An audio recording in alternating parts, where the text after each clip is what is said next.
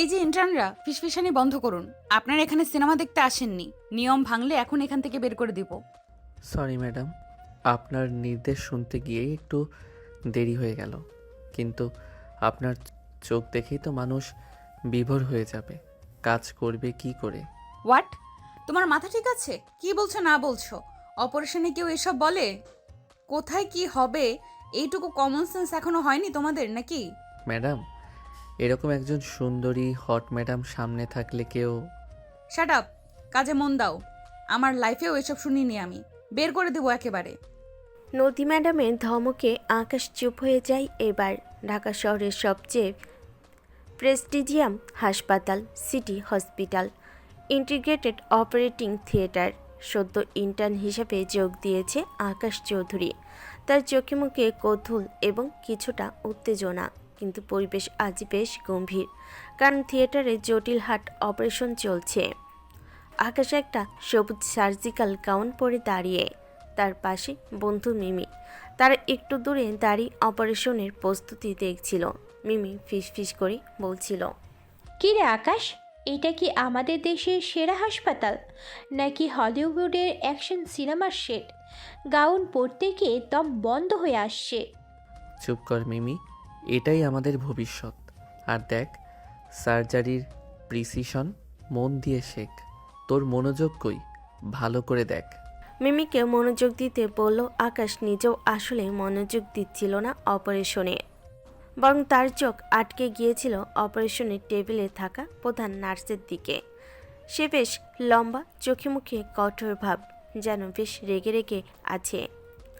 তার হাতে সব যন্ত্রপাতি সাজানো, কণ্ঠস্বর যেন শান্ত, অথচ এমনভাবে নির্দেশ দিচ্ছে যেন তার কণ্ঠ ইস্পাতের মতো ধারালো। ইনি হলেন নদী রহমান, বয়স 28, এখানকার হেড নার্স। নদী শান্তভাবে কাজ করছেন। তার পাশে ডক্টর রিনাকে উদ্দেশ্য করে বলেন, suture, fine, suture ready, time. ধন্যবাদ নদী, তোমার মনোযোগ সত্যিই প্রশংসার যোগ্য। খুব ভালো করছো। নদীর কণ্ঠস্বর, তার দৃঢ়তা আর চোখের সেই কঠিন দৃষ্টি, সব কিছু যেন মুহূর্তেই আকাশের চঞ্চল মনকে থামিয়ে দিল। এমন পেশাদারিত্ব সে আগে দেখেনি। আকাশ মিনিকে ধাক্কা দিয়ে ফিসফিস করে বলল, ও মাই গড, মিমি দেখ। কি দেখবো? বিরক্ত করিস কেন? আরে, ওই যে সিনিয়র নার্স, ওনার দিকে দেখ। উনি উনি তো পুরো আইস প্রিন্সেস। কোনটা? আরে উনি উনি তো হেড নার্স। নদী, নদীর মতো শান্ত, কিন্তু রাগের ঢেউ বিশাল। কড়া মেজাজের জন্য বিখ্যাত। সাবধান। কড়া মেজাজ? তাহলে তো এই কড়া মেজাজের সুন্দরী মিসের জন্য একটা চ্যালেঞ্জ নিতে হয়। আমার নাম আকাশ চৌধুরী। আমি কখনো চ্যালেঞ্জে হারতে শিখিনি। এই আইস প্রিন্সেসকে তো আমি গলিয়েই ছাড়ব আমার প্রেমে। আকাশ, তোর মাথাটা পুরোপুরি গেছে। তোর মতো এমন হাজারটা আকাশ আসলেও ম্যাম গলবে না। ঠিক তখনই নদী কঠোর দৃষ্টিতে আকাশদের দিকে তাকায় আর ধমক দেয়, কিন্তু আকাশ মোটো বিচলিত না হয়ে দুষ্টামি করে উত্তর দেয়।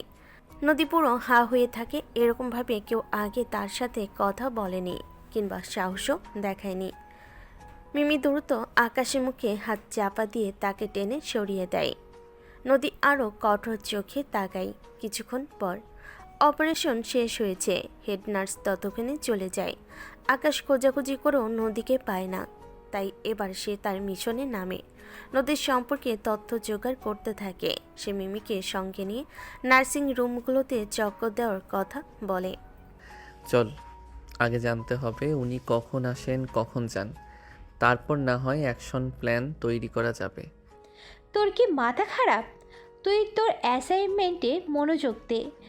তোর assignment kidney unit, heart unit নয়।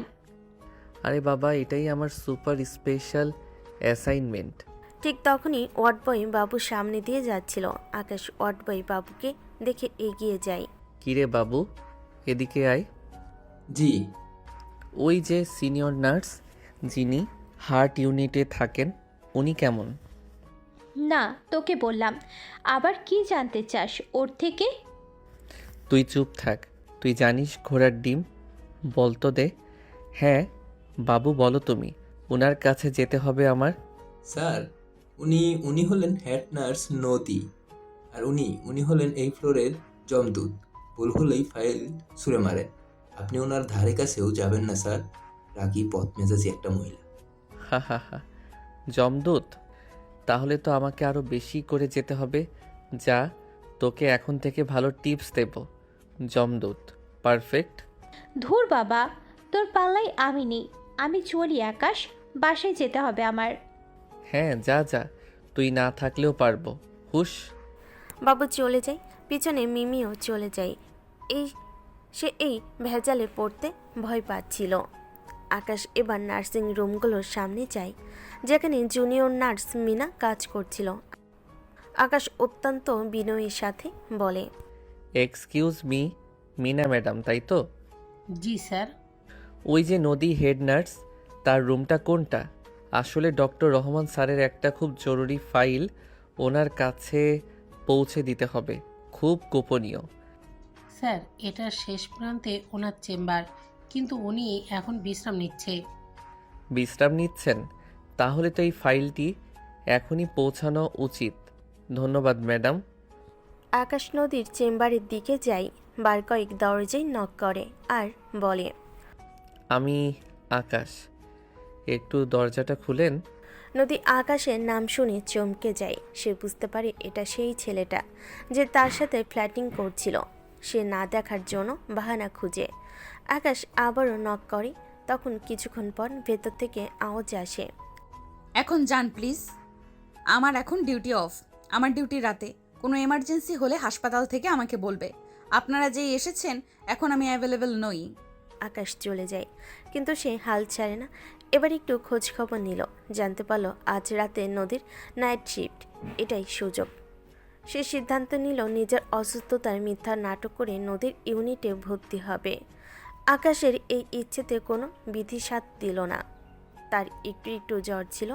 আকাশ এই সামান্য জ্বর নিয়ে ডাক্তার রিনার কাছে যায়। কাপা কাপা স্বরে নাটকীয় ভঙ্গিতে বলে, ডক্টর রিনা, আমার শরীরটা কেমন যেন করছে, মাথা ঘুরছে মনে হচ্ছে।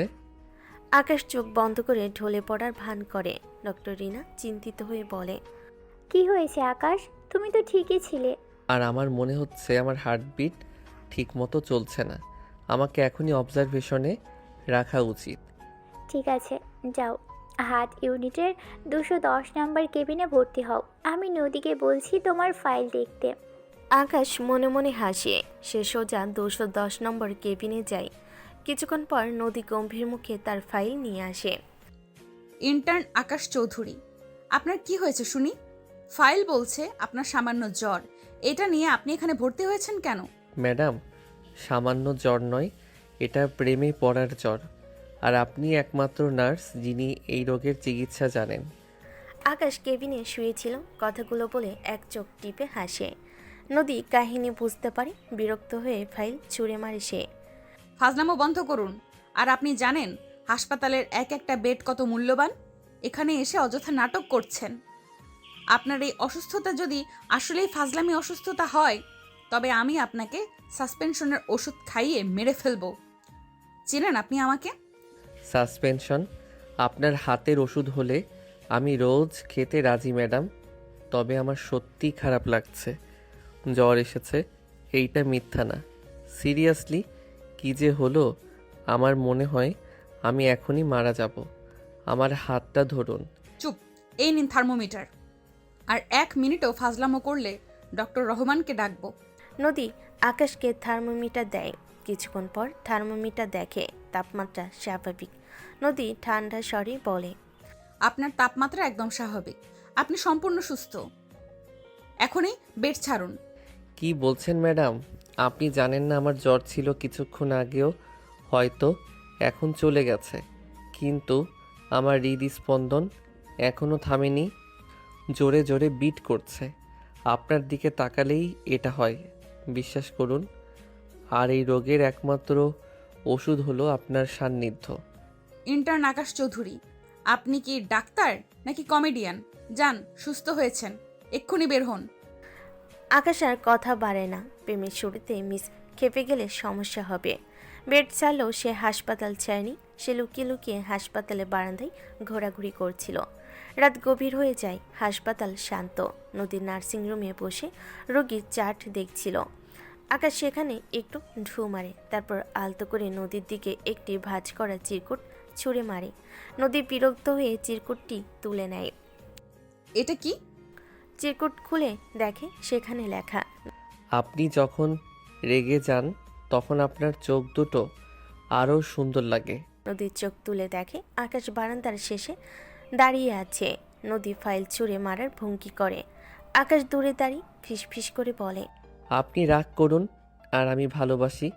হায় মেরে যান, ভালোবাসতেই তো শিখেছি, রাগ করতে নয়। নদীর আগে রুমের বাইরে আসে। আকাশ দ্রুত সিঁড়িতে নেমে যায়। নদী চিল্লাপাল্লা করলে সমস্যা তাই। পরের দিন সকালে নদী তার চেম্বারে কাজ করছিল। তার টেবিলে একটি ছোট্ট কাগজ পড়ে থাকতে দেখে সেটা তুলে পড়ে। কাগজটাতে ছোট্ট পদ্ম লেখা, আমার রাতের ঘুম চুরি করে কে? দিনের আলোয় মনটা আমার নীল কেড়ে। আপনি ম্যাডাম খুব কড়া মানি, কিন্তু মনের গভীরে আপনিই আমার রানী। নদী চারপাশে তাকায়। আকাশকে দেখতে না পেয়ে সে কাগজটা দ্রুত ভাঁজ করে ব্যাগে ঢুকিয়ে নেয়। তার মুখে সামান্য হাসি ফুটে ওঠে। সেখানে শুভ্রা এসে নদীকে হাসতে দেখে জিজ্ঞেস করে, কি রে নদী, হাসছিস কেন? তোর মুখে তো হাসি আসে না সহজে। নিশ্চয়ই কোনো ভালো খবর? আরে ও কিছু না, একটা ফাজিল ইন্টার্ন ডাক্তারকে সাসপেন্ড করার প্ল্যান করছি। মানে কি? কি যাতা? যা তা নয়, পরে দেখবি, বাদ দে।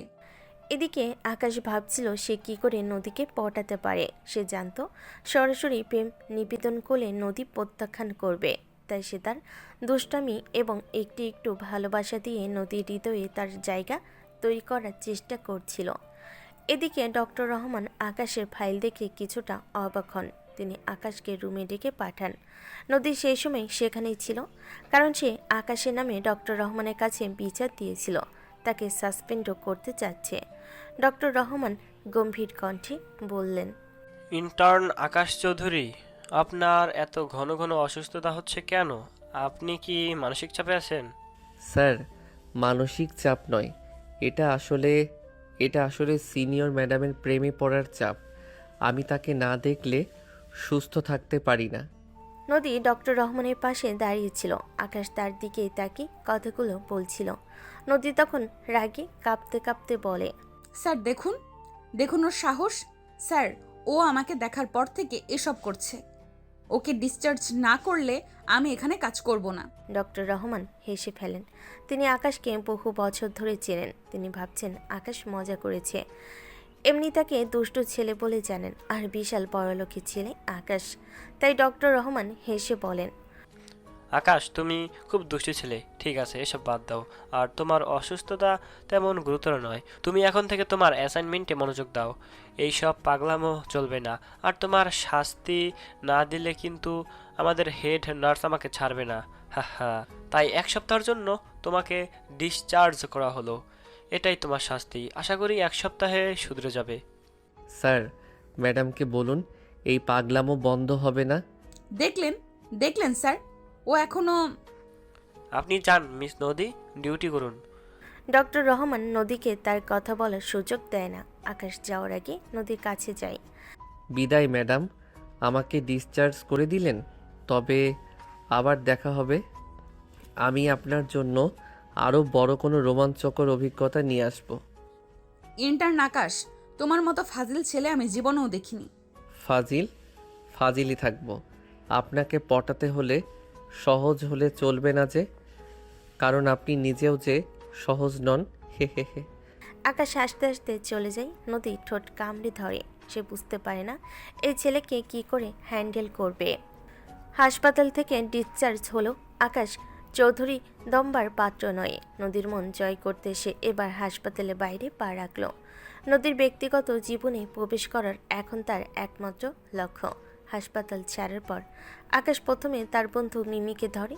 মিমি তাকে সাহায্য করতে প্রথমে রাজি না হলেও আকাশের পাগলামি দেখে বাধ্য হয়।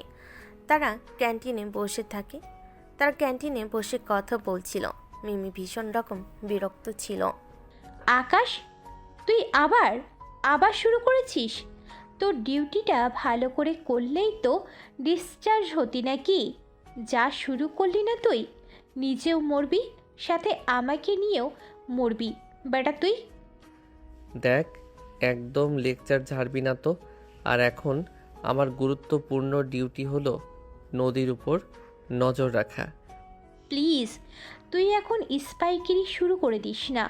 উনি খুবই সিনসিয়ার। তুই ওনার কাছে ডিস্টার্ব করলে ডক্টর রহমান তোকে শেষ করে দেবেন। আরে বাবা, আমি এবার অফিসিয়ালি ডিস্টার্ব করব না। তুই শুধু আমাকে ওনার ডিউটি শিফট আর উনি কখন কোথায় যান সেইগুলো বল।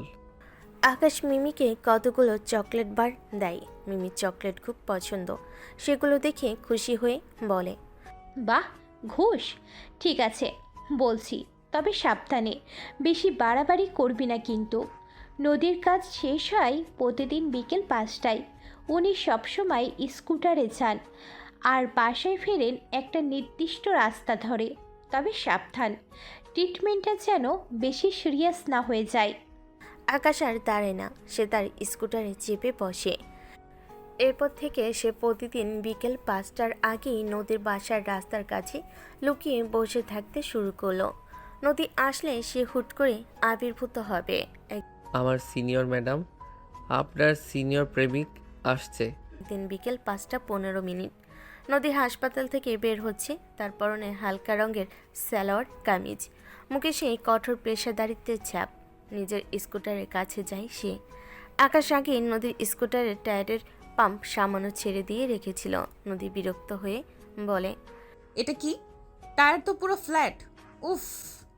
নদী যখন হতাশ হয়ে দাঁড়িয়ে আছে তখন আকাশ তার স্কুটার নিয়ে সেখানে আসে।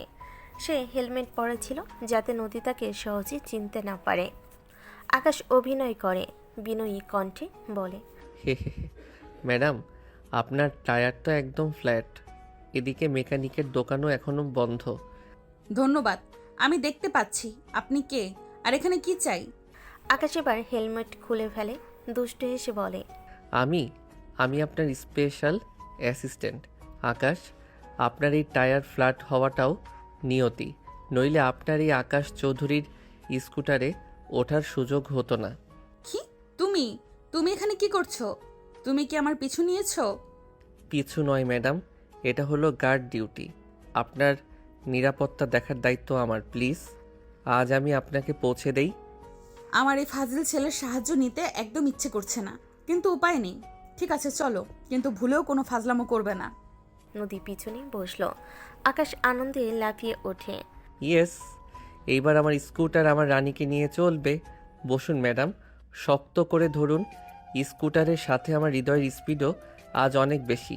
হে হে হে। আরে কি করছো তুমি? আস্তে চালাও। তুমি এত বেপরোয়া কেন? পাগল একদম। বেপরোয়া? প্রেমটা যার বেপরোয়া সে তো বেপরোয়া হবে ম্যাডাম। ও মাই গড, এই ছেলে। নদী কথা পারে না। আকাশ নদীকে পৌঁছে দেয়, কখনো বাসায় পৌঁছে দেয়, কখনো আবার বাসার সামনে এসে বসে থাকে।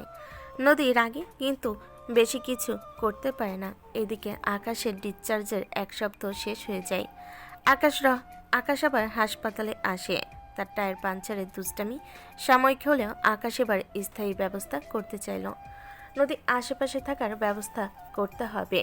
সে ডক্টর রিনাকে কাজে লাগায়। ডক্টর আকাশ রিনার কাছে গিয়ে বিনয়ের সঙ্গে অভিনয় করে বলে, ম্যাডাম, আমি ডক্টর রহমানের কাছে একটি গুরুত্বপূর্ণ রিসার্চ প্রজেক্টের প্রস্তাব দিতে চাই।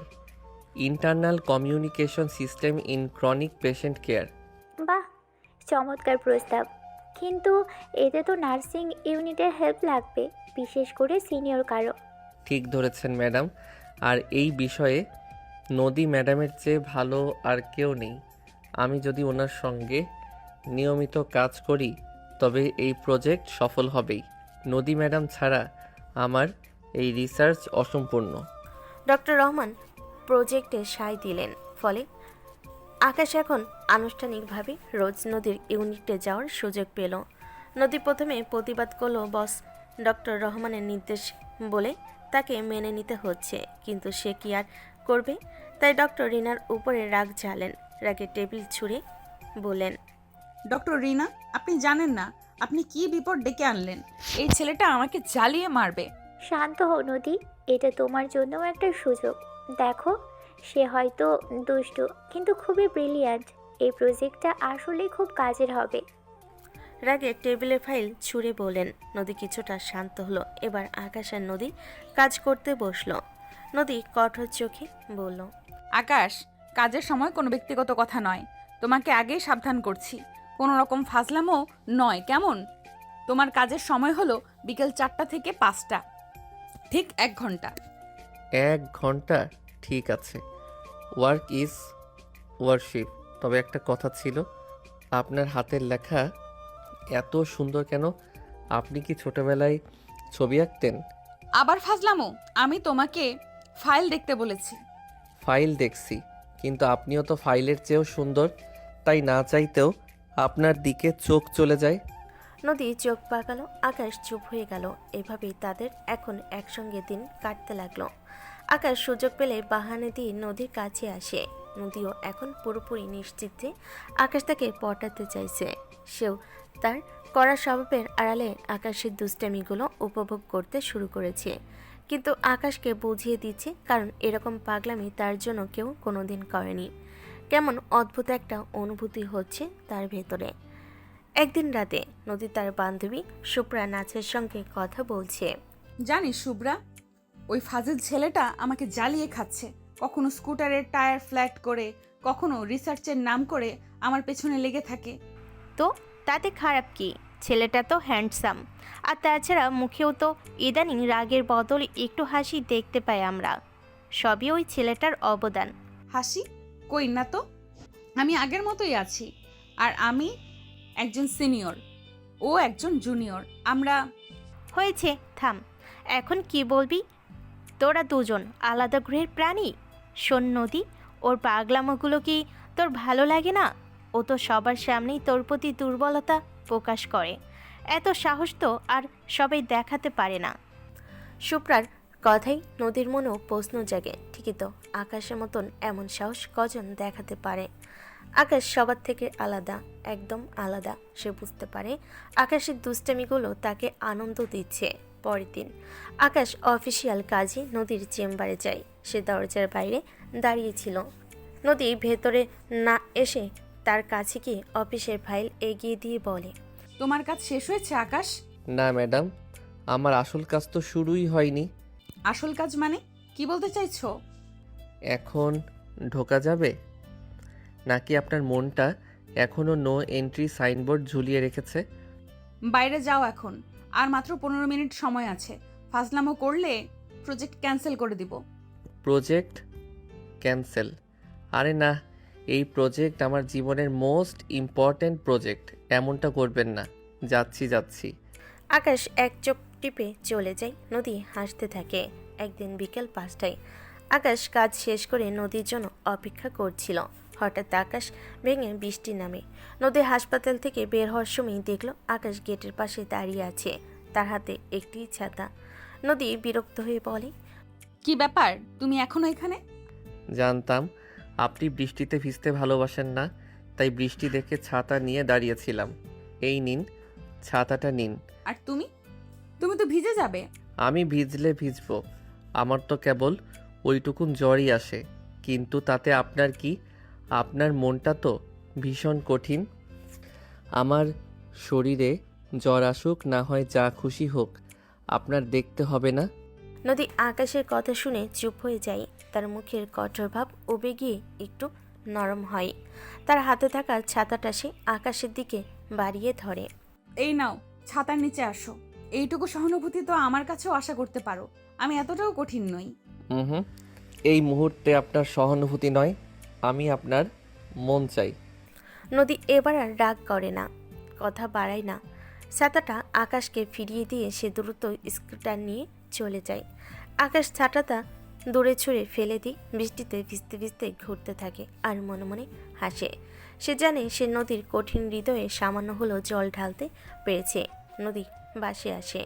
তার কাছে কেমন কেমন যেন লাগছে সব। সে এখন বুঝতে পারছে আকাশ শুধু দুষ্টু নয়, তার আবেগ, তার ভালোবাসা ও সত্যি।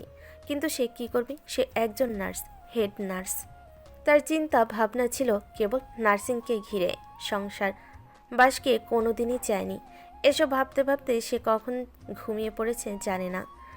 রাতের বেলা ঘুম থেকে উঠল, ঘড়ি দেখে মনে মনে ভাবে এতক্ষণ ঘুমালো সে। আজ অবশ্য নাইট ডিউটি নেই, তার শিফট মাঝে মাঝে অদল বদল হয়। সে নিজেও এতে খুশি। এক রুটিন চলতে কার ভালো লাগে? নদী এক কাপ চা নিয়ে বারান্দায় বসে। বাইরে পৃথিবী তখন একদম অন্ধকার, তবে বারান্দা থেকে মাঝে মাঝে ব্যস্ত রাস্তা, তার লোকজন দেখা যাচ্ছে, আর দোকানপাটের আলো ঠিকই আসছে তার বারান্দায়। প্রকৃতি এই মুহূর্তে খুব সুন্দর লাগছে নদীর। মনটাই ভালো হয়ে যায়। হঠাৎ করে বৃষ্টি শুরু হয়। নদী বৃষ্টি পছন্দ না। বৃষ্টি হলে আবহাওয়া কেমন জানি মরা মরা থাকে। অকারণেই তার তখন কান্না পায়। বৃষ্টির ঝটকা বারান্দায় আসতেই নদী বলে ওঠে, ইস, যাই একটু বারান্দায় বসলাম, অমনি বৃষ্টি শুরু হতে হলো। আজব, এই ফাজিল ছেলেটার মতো বৃষ্টিও আজকাল আমার সাথে ফাজলামো শুরু করে দিচ্ছে। এই বলে নদী উঠতে যাবে, নিচে তাকিয়ে দেখে হা হয়ে যায়। রাস্তার ঠিক তাদের বাসার নিচে বারান্দা বরাবর একটা ছায়া দাঁড়ানো। নদী ভালো করে দেখে বুঝল ওটা আকাশ। আজব, এই ছেলে রাত করে বাসার সামনে, ওই দিকে বৃষ্টি হচ্ছে, বৃষ্টির মধ্যে ভিজে ভিজে। না, এই ছেলেকে নিয়ে আর পারা যাবে না। নদী উপর থেকে চেঁচিয়ে বলে উঠল, আরে ওই, তুমি এখানে কি করো? বৃষ্টিতে ভিজতেছো কেন এমনে? যাক, এতক্ষণে চোখ পড়লো তাইলে। কি আর করব, আপনাকে দেখতে আসছি। কি বলে এই ছেলে, পাগল নাকি? দেখতে আসছে মানে কি? এই পাগল নাকি তুমি? এই বৃষ্টির মধ্যে দাঁড়িয়ে যাও, বাসায় যাও। যাব না, আপনাকে না দেখে যাব না। নদী বুঝলো এইভাবে হবে না। এই ছেলে সহজে কথা শোনা নয়। সে দৌড়ে ছাতা নিয়ে আসলো। নিচে নেমে দেখে আকাশ ভিজে ভিজে রীতিমতো কাঁপছে। নদী বিরক্ত হয়ে গেল। এই ছেলে, এই তোমার কি সমস্যা? কি চাও তুমি? আর আপনি কাজ থেকে বাসায় ফিরেছেন 6 ঘন্টা 35 মিনিট 58 সেকেন্ড। এই এত বিশাল সময় আপনার চেহারাটা আমার চোখ দুটি দেখতে পাইনি। আপনি ভাবতে পারেন ওরা আমার কাছে এই অবিচারের জন্য কত অভিযোগ করছে। আমি কি করে বসে থাকতাম বলেন তো? নদী হাঁ করে তাকালো। হাসবে না কাঁদবে বুঝলো না। মানুষ এত পাগল হয়? নদী এবার হেসে দিল। আকাশ লক্ষ্য করলো। আপনি হাসছেন তাই না? কই না তো, কে হাসছে? কি যা তা। এই যাও তো, যাও বাসায় যাও। তোমার তো আবার বৃষ্টিতে ভিজলে জ্বর আসে। তো আসুক জ্বর, তাতে আপনার কি এসে যায়? আপনার আবার মন আছে নাকি? আকাশ, এইসব ইমোশনাল ব্ল্যাকমেল আমাকে করে লাভ নেই। তুমি কি বোঝাতে চাও এইসব বলে? আমি পড়ছি না, যাও। ধুর, আমি পটাচ্ছি না, দুষ্টুমি করছি আপনার সাথে, হে হে। হ্যাঁ, দুষ্টুমি করা শেষ, এবার যাও। আচ্ছা, আপনি যখন বলছেন যাচ্ছি। আপনার কথা তো আর ফেলতে পারবো না, তবে আমি আবার আসব। আকাশ চলে যায়। নদী দীর্ঘশ্বাস ফেলে। এই ছেলেকে নিয়ে পারা যায় না। নদী উপরে উঠে চলে যায়। আকাশ বাসায় আসে। সে ঘুমানোর চেষ্টা করে, কিন্তু চোখ বুঝতে নদীর চেহারা ভেসে ওঠে। এদিকে নদীও আজ ঘুমাতে পারছে না। কেমন যেন অস্বস্তি লাগছে বারবার। সে বুঝতে পারছে না কেন এমন হচ্ছে তার সাথে। সে উঠে দাঁড়ায়, বারান্দায় আসে, ছটফট লাগে। নদীর মা নদীকে দেখে এগিয়ে আসে। কি রে, তোকে এমন লাগছে কেন? সব ঠিক আছে তো? হ্যাঁ ঠিক আছে মা, তুমি ঘুমাও না। ঘুমাইতে যাচ্ছি, দেখলাম তুই বারান্দায় হাঁটাহাঁটি করছিস। সব ঠিক আছে কি? হ্যাঁ মা, সবই ঠিক আছে, তুমি যাও ঘুমাও। ঠিক আছে, তুইও ঘুমিয়ে পড়িস। আচ্ছা ঠিক আছে। নদীর মা চলে যায়। নদী তেমনি বারান্দায় দাঁড়িয়ে থাকে। কিছুক্ষণ পর দাঁড়াতে না পেরে বারান্দায় বসে পড়ে। হঠাৎ কখন যেন তার চোখ বুজে যায়। সকালের সূর্যের আলো তার চোখে পড়তেই সে চমকে ওঠে। আরে আমি এখানে বারান্দায় কি করে? আমি কি তবে কাল রাতে বারান্দায় ঘুমিয়ে গেছিলাম? এই ছেলে আমাকে পাগল বানিয়ে ছাড়বে, এর জন্য আমি কাল রাতে বারান্দায় ঘুমালাম। হঠাৎ করে আকাশ তার সামনে আসলো। সে হাঁ হয়ে রইল। কি? কাল আমার কথা ভাবতে ভাবতে বারান্দায় ঘুমিয়ে পড়েছেন তাই না? আমি জানি আমার জন্য ছটফট করছেন আপনি। এ কি, তুমি তুমি এখানে আসলে কি করে? আমি এখানে কিভাবে সেটা ইম্পর্ট্যান্ট না। ইম্পর্ট্যান্ট হলো আপনি এখানে কেন। মানে কি বলতে চাও তুমি? মানে হলো আপনিও আমার প্রেমে পড়েছেন? না, মোটেও না। হ্যাঁ, একদম। না বললাম না। হ্যাঁ, বলেছি না? তুমি, তোমাকে দেখাচ্ছি, দাঁড়াও। নদী আকাশকে ধরতে যায় একটু রেগে, কিন্তু তখনই দেখে সেখানে কেউ নেই। নদী বুঝতে পারে এটা তার কল্পনা। নদী হাসে মনে মনে, পরক্ষণেই বলে ওঠে, না না, এসব কি ভাবছি আমি? এসব কখনো সম্ভব না, কখনো না। ওই ছেলেটাকে আর পাত্তা দেওয়া যাবে না, একদম না। ওকে সরাসরি এবার কিছু বলতে হবে, না হলে ওর পাগলামি বন্ধ হবে না। নদী হাসপাতালের জন্য তৈরি হয়। এদিকে আকাশও সেই রাত 4 রাত ধরে ঘুমাতে পারেনি। সে একা একা হাসে আর মনে মনে বলে, মিস নদী, অনেক হয়েছে, আর দুষ্টুমি না। এবার রেডি হন আমার মনের রানী থেকে ঘরের রানী হতে। আকাশ সিদ্ধান্ত নেয় আর দুষ্টামি বা লুকোচুরি না, সে এবার সরাসরি তার মনের কথা বলবে। সে নদীর ডিউটি শেষে পর বাইরে দাঁড়িয়ে অপেক্ষা করছিল। নদী বের হতেই দৌড়ে এসে বলল, মিস নদী, শুনুন, আপনার সাথে আমার কিছু জরুরি কথা আছে। তোমার তো সারাদিনই কথা থাকে, এখন আবার কি কথা বলো? এখানে নয়, আমার সাথে চলুন। তোমার সাথে? কোথায়? আর কি এমন কথা বলতে চাও যে এখানে বলবে না? আহা, চলুন না, সব বলছি। নদী তখনও কিছু বুঝতে পারে না আকাশ কি বলতে চাচ্ছে। নদীর কোনো হেলদোল না দেখে আকাশ আর অপেক্ষা করে না। সে এক প্রকার জোর করে তাকে শহরের এক শান্ত ক্যাফেতে নিয়ে আসে। ক্যাফের আলো মৃদু, কিন্তু পরিবেশ খুবই সুন্দর। নদী বিরক্ত হয়ে কড়া স্বরে বলে, আকাশ, আমার এখন অনেক কাজ, আর তোমার এই বাচ্চাদের মতো জেদ আমি একদম সহ্য করতে পারছি না। তুমি আমাকে জোর করে এখানে নিয়ে এসেছো। তোমার কি বলার আছে দ্রুত বলো। আমার যা বলার আছে সেটা দ্রুত বলা যাবে না, তাও বলছি, আমি আপনাকে ভালোবাসি নদী। নদীর কঠোর মুখটা যেন মুহূর্তেই সামান্য নরম হলো, কিন্তু পরক্ষণেই সে নিজেকে সামনে নিল। তার চোখে অবিশ্বাস এবং রাগ দুটোই স্পষ্ট। নদী কঠোরভাবে হেসে উঠল। বাহ, চমৎকার। সিনেমা দেখছো নাকি? আমাকে ভালোবাসো? এতদিন তুমি ইয়ার্কি করতে, কিছু বলিনি তেমন। আজ সরাসরি প্রস্তাব। তুমি তো দেখছি মাথায় চড়ে বসছো কিছু বলি না বলে। এই ছেলে এই, তুমি কি জানো তোমার বয়স কত আর আমার কত? 6 বছরের পার্থক্য। তুমি সবে ডাক্তারি পাশ করেছো, আর আমি 8 বছরের অভিজ্ঞ নার্স। তোমার এই ভালোবাসা নিছকই ছেলে মানুষই আকাশ। না নদী, আমি জানি আমাদের মধ্যে বয়সের পার্থক্য আছে, স্ট্যাটাসের পার্থক্য আছে, কিন্তু আপনি তো আমাকে সেই প্রথম দিনই অপারেশনের টেবিলে ফেলে দেওয়া হার্টের মতো দুর্বল করে দিয়েছেন। এই আবেগ ছেলে মানুষই নয়, এটা আপনার প্রতি আমার গভীরতম সম্মান, ভালোবাসা। সম্মান? সম্মান দেখালে দূরে থাকতে। তুমি প্রতি মুহূর্তে আমার কাজকর্মে বাধা দিচ্ছ। তোমার এই পাগলামি আমার ভালো লাগে, কিন্তু আমি তোমার জীবন নষ্ট করতে চাই না। আমার জগৎ কঠিন, আর তোমার জগৎটা বড্ড সহজ। আর তাছাড়া তোমরা বড়লোক, তোমার বাবাও আমাকে মেনে নেবে না। আমার বাবা না মানলে সমস্যা নাই, আমি আমার বাবার সব ব্যবসা ছেড়ে দেব, নিজে উপার্জন করব। আপনার জন্য আমি রাস্তায় নেমেও যে কোনো কঠিন কাজ করতে রাজি। আমি আপনাকে প্রমাণ করব আমার ভালোবাসা মিথ্যা নয়। আপনি শুধু আমার সঙ্গে থাকুন। নদীর চোখে তখন জল টলমল করছে। একটা ছেলে তার জন্য পাগল, কিন্তু তার কিছুই করেনি। সে লড়াই করছে তার আবেগ ও বাস্তবতার মধ্যে। আকাশ যখন তার জীবনের সবচেয়ে বড় প্রতিজ্ঞাটি করেছে, সে নদীর জন্য সব ছেড়ে দিতে রাজি, সব করতে রাজি, তখন নদীর মন সাড়ে দিল। তার বাস্তবতা তাকে থামিয়ে দিল। সে জানে এই সম্পর্ক তার জীবনকে পুরোপুরি ভেঙে দিবে।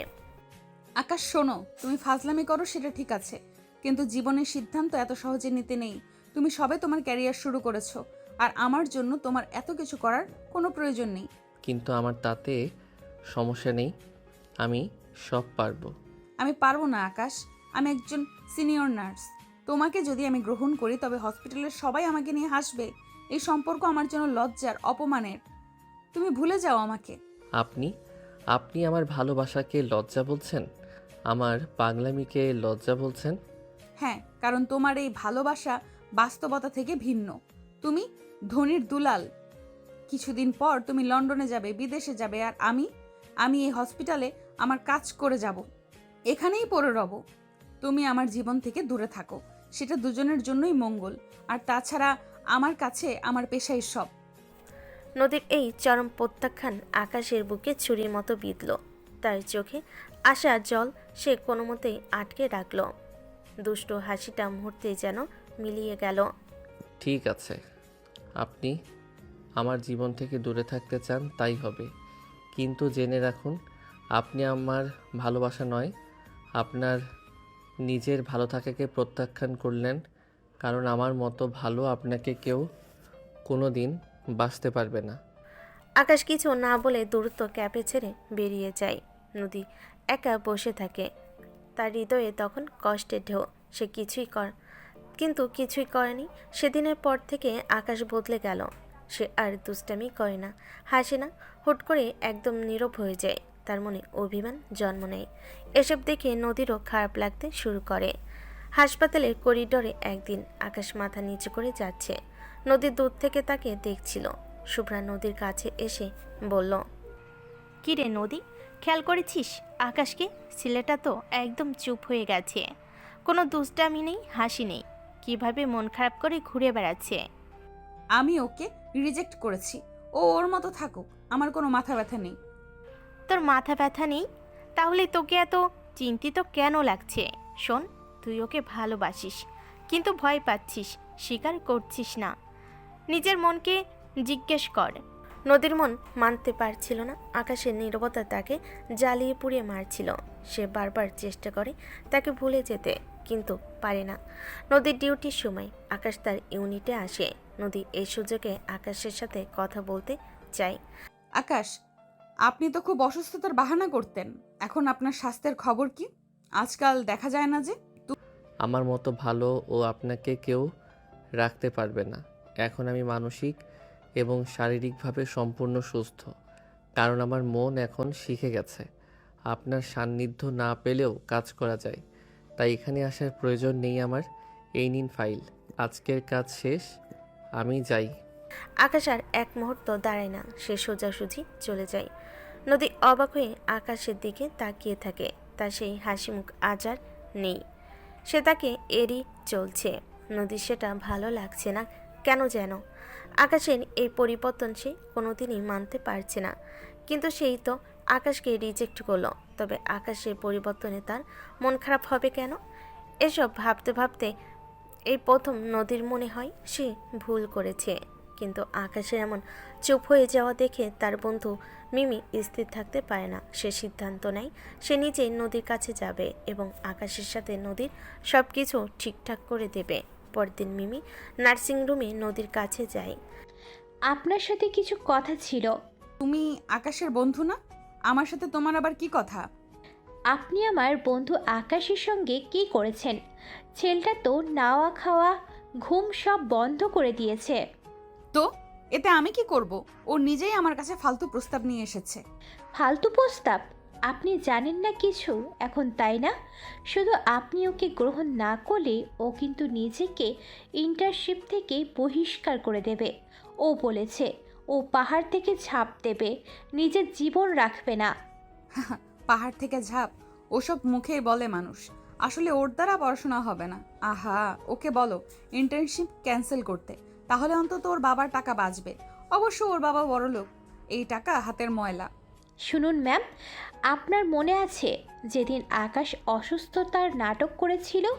সেদিনও আসলে অসুস্থ ছিল না, ও এক বন্ধুর ব্লাড নেওয়ার জন্য এসেছিল। কিন্তু আপনাকে দেখে সব ভুলে গিয়েছিল, তাই পাগলামি করতো প্রতিদিন। আর ওর পাগলামি সত্যি, ওর ভালোবাসা সত্যি। মিমি যখন কথা বলছিল তখন হাসপাতালের ওয়ার্ড বয় বাবু ভুল করে নদীর চেম্বারে আকাশের পছন্দের একটি ডায়েরি রেখে যায়। আকাশ ফেলে গিয়েছিল। বাবু ভেবেছিল আকাশকে পেলে দিয়ে দিবে, কিন্তু কী ভেবে যেন নদীর রুমই রেখে যায়। নদীর ডায়েরি দেখে বলে ওঠে, এটা কি? ও, এটা তো আকাশের ডায়েরি, ফেলে গেছে ভুল করে। যাক, আপনাকে এইসব বলে লাভ নেই। আমি উঠি, আপনি আবার আকাশের ডায়েরি পড়তে যাবেন না। আমার মনে হয় না এতে আপনার আর কোনো হক আছে। মিমি চলে যায়। নদী এদিক সেদিক তাকিয়ে ডায়েরিটা হাতে নেয়। নদী বুঝতে পারে এই ডায়েরিতে নিশ্চয়ই আকাশের লুকানো কোনো কথা আছে, জানতে হবে। রাতে নদী একা তার রুমে বসে আছে, হাতে সেই ডায়েরিটি। কৌতূহলবশত সে ডায়েরিটি খোলে। প্রতিটি পাতায় নদীর প্রতি আকাশের লেখা পাগলামো, রোমান্টিক পদ্ম দেখে নদী হা হয়ে যায়। ডায়েরিতে লেখা ছিল একটি অংশ। আজও নদী আমাকে দেখে গম্ভীর মুখে চলে গেলেন। উনি জানেন না ওনার এই গম্ভীর মুখটা দেখলে আমার ভেতরটা কেমন অস্থির হয়ে ওঠে। উনি আমাকে দূরে ঠেলতে চান, কিন্তু আমার হৃদয়ে ভালোবাসা তো উনিই তৈরি করেছেন। আমি দুষ্টু হতে পারি, কিন্তু আমার ভালোবাসা খাঁটি। একদিন উনি গম্ভীর মুখ ছেড়ে মন খুলে হাসবেন, আমাকেও ভালোবাসবেন। আমি শুধু অপেক্ষা করব। ডায়েরি পড়তে পড়তে নদীর চোখ জলে ভরে যায়। সে বুঝতে পারে আকাশ তাকে খুব ভালোবাসে আর সে আকাশকে কষ্ট দিচ্ছে, কিন্তু তার তো কিছু করার ছিল না। সে শুধু নিয়মের বেড়াজালে আটকে ছিল। নদী হঠাৎ ফুপিয়ে কেঁদে ওঠে। আমি কি করলাম? আমি ওকে ভুল বুঝলাম? ওর এই পাগলামোটাই তো ওর ভালোবাসা। আমি কেন এতটা কঠিন হলাম? আমি কি করব এখন? ওর ভালোবাসাকে মেনে নেব নাকি না? নদী জানে আকাশের নীরবতা পরাজয় নয়, বরং তার হৃদয়ের ওপর এক গভীর আঘাত। সে অস্থির হয়ে ওঠে। সে আর এই কষ্ট নিতে পারছে না। এদিকে নদীর প্রত্যাখ্যান এবং নীরব অভিমানে আকাশ সাময়িক ভেঙে পড়ল। সে তার আসল রূপ ফিরে এলো। সে জানে এবার আর আবেগ দিয়ে নয়, বুদ্ধি আর কৌশলের মিশ্রণে নদীর মন জয় করতেই হবে। এবার 2 দিন কেটে গেছে। নদী এখন নিজেই অস্থির। সে অপেক্ষা করছে কখন আকাশ আবার কোনো দুষ্টামি করবে, তার কাছে আসবে। কিন্তু আকাশ নীরব, তাই নদীও মনে মনে এবার রাগ করে। আকাশ আসলেও সে এবার পাত্তা দেবে না। আকাশ বেশি ভাব ধরে ফেলেছে তাই। 3য় দিন সকালে আকাশ আসে, তবে তার মুখে কোনো হাসি নেই। আকাশ সরাসরি নদীর চেম্বারে যায়। নদী তাকে দেখে অবাক হয়। নদী ফাইল দেখতে দেখতে গম্ভীর স্বরে বলে, আকাশ কি চাই? কাজ ছাড়া এখানে আসার কোনো প্রয়োজন নেই। কাজের জন্য এসেছি। আমি আপনার কাছে আপনার ব্যক্তিগত বিষয়ে। আকাশ এবার একটি চার্ট বের করে, যেখানে নদীর ইউনিটে কিছু অব্যবস্থাপনার গ্রাফ তৈরি করা আছে। আকাশ চার্ট দেখিয়ে বলে, কোনো কথা বলতে আসিনি। আমি এসেছি একটি অত্যন্ত গুরুত্বপূর্ণ বিষয়। দেখুন ম্যাডাম, আপনার ইউনিটে এই 3টি জায়গায় সময় ও সম্পদের অপচয় হচ্ছে।